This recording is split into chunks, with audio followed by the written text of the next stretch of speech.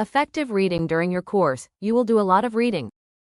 It is essential that you learn how to be an effective and efficient reader in order to make the best of your study time. Learning to be a good reader takes practice.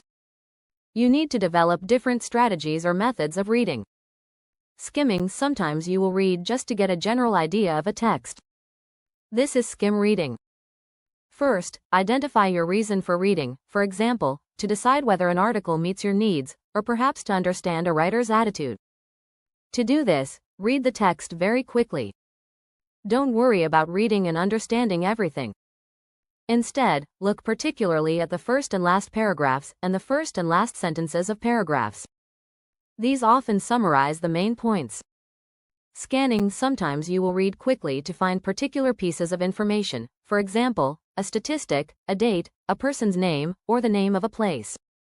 Again, you do not need to read every word to find this information.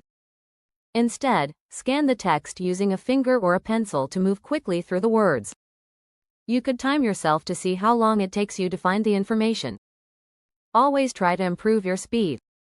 Intensive reading. Sometimes you read for every detail, for example, a description of a process, the results of a scientific study, or a set literature text. To do this, take your time. Stop and think about what you are reading.